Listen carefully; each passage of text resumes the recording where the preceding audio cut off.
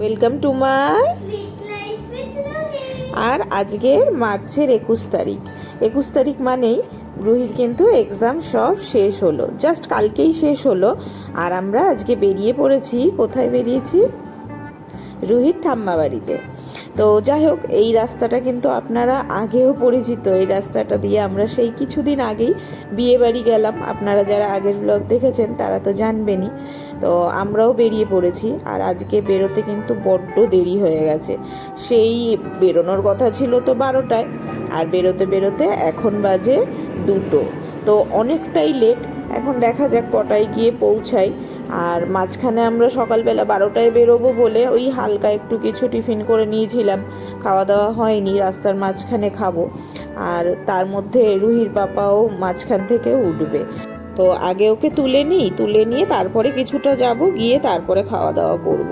কিন্তু ততক্ষণে বেশ খিদে পেয়ে গেছে, আর খিদে পেলেও উপায় নেই।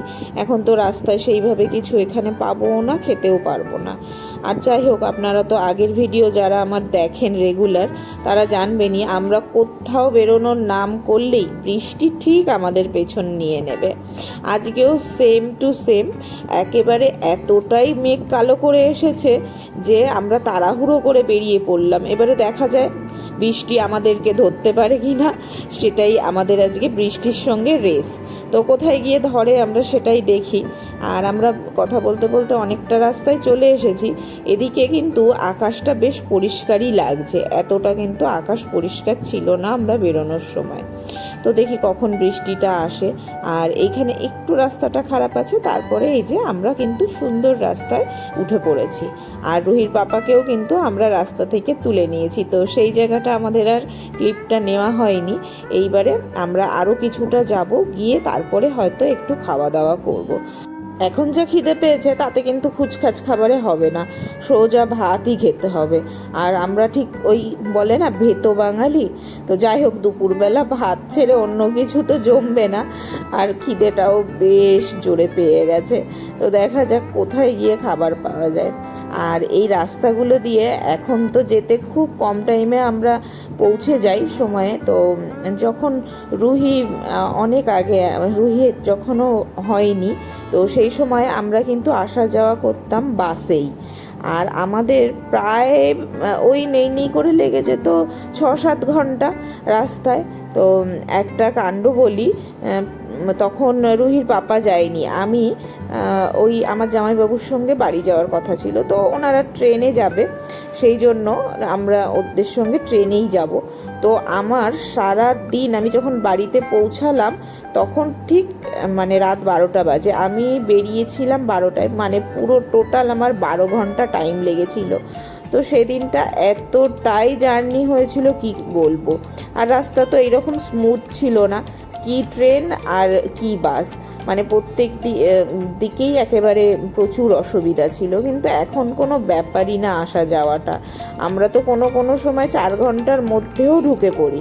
তো আজকে দেখা যাক কতক্ষণ লাগবে। অবশ্যই একটু যেহেতু খাওয়া দাওয়া করব, সেই জন্য কিন্তু একটু টাইমটা বেশি লাগতে পারে।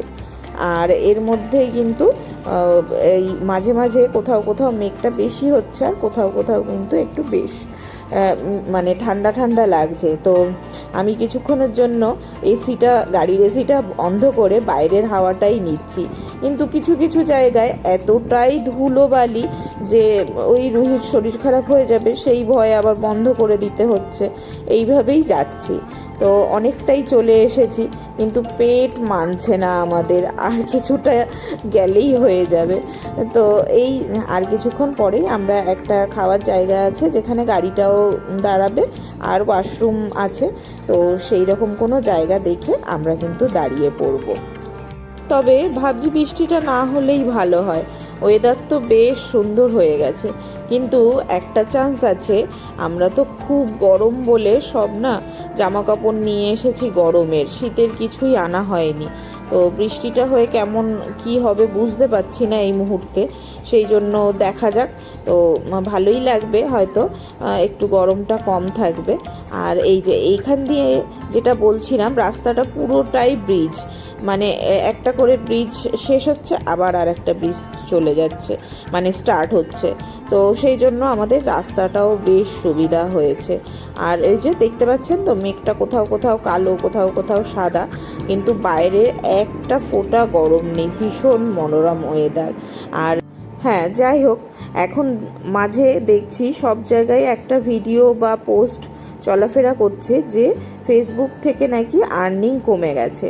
তো ফেসবুকের ব্যাপারটা তো খুব একটা বলতে পারবো না, তবে যেটা শুনছি কিছু কিছু মানুষজন বলছেন যে ফেসবুকের রিলস থেকে আর্নিং কমে গেছে, তবে বড় ভিডিওতে নাকি আর্নিং আছে। এখন বুঝতে পারছি না কোন ভিডিওগুলো ক্রিয়েটিভ হবে, কোনগুলো ব্লগে ওরা আর্নিং কমিয়েছে কিনা।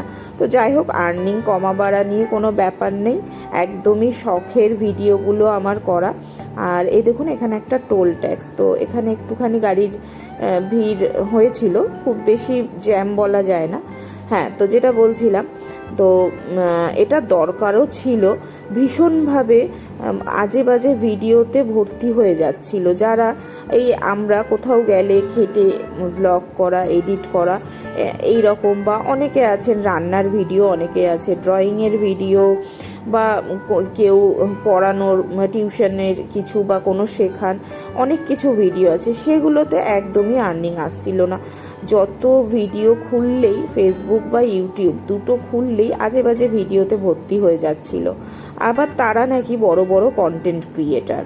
তো হ্যাঁ, এইগুলো একটু বন্ধ হওয়াটা দরকার ছিল, এখন জানি না কমবে কিনা। তো আপনাদের কি মত অবশ্যই আমাকে কিন্তু কমেন্টে জানাবেন কথাগুলো। তো যাই হোক, দেখা যাক, যেটা হবে ভালোর জন্যই হয়তো হচ্ছে। আর আমাদের ভিডিওগুলো কিছুটা স্মৃতির পাতায় তুলে রাখার জন্যই ভিডিওগুলো আপলোড করা।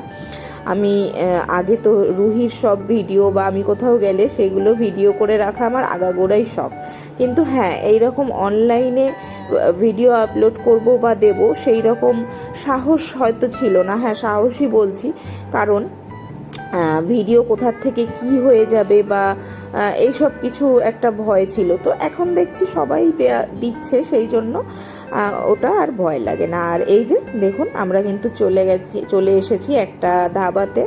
এসেই আমরা অর্ডার দিয়ে দিয়েছি ভেজ থালি, রুহির পাপার হচ্ছে ফিশ থালি, আর রুহি ভাত খাবে না, সেই জন্য রুহির জন্য রুটি।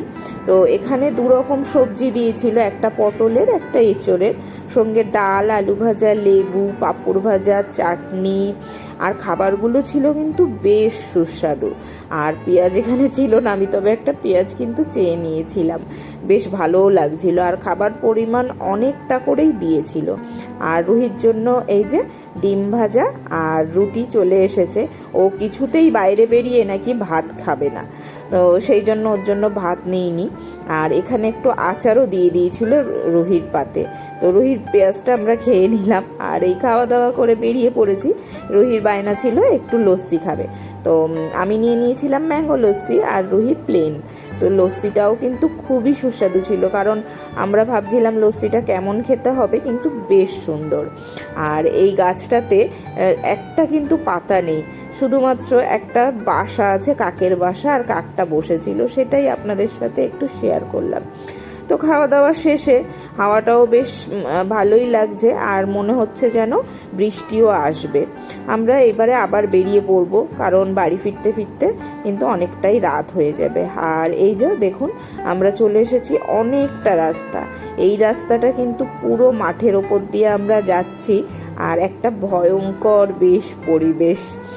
তো রুহিকে আমি ভয় দেখাচ্ছিলাম, দেখ ওই মাঠ থেকে কিন্তু জম্বি বেরোবে, না হলে ভূত ঝাঁপ দেবে। তো এগুলো শুনে রুহি কিন্তু কিছুদিন আগে পর্যন্তও ভয় পেত, এখন কিন্তু আর ভয় পায় না। তবে এই অন্ধকারে আমারও বেশ গা ছমছম করে। আর ভিডিওর ক্লিপে আসছে না পুরোটা, মাঝে মাঝেই কিন্তু একটা দুটো শেয়াল আমাদের সামনে থেকে, গাড়ির সামনে থেকে চলে যাচ্ছে। আর এই যে দেখুন, আমরা কিন্তু বাড়িতে প্রায় পৌঁছে গেছি। আর রুহি যেহেতু চিনতে পেরেছে, সেই জন্য ওর মুখে হাসি আর ধরছে না। আর ও এই রাস্তা দিয়েই দাদুর সাথে বেড়াতে আসে, সেইটাই আমাদেরকে বলছে। আর এই নদীটা দেখাই যাচ্ছে না।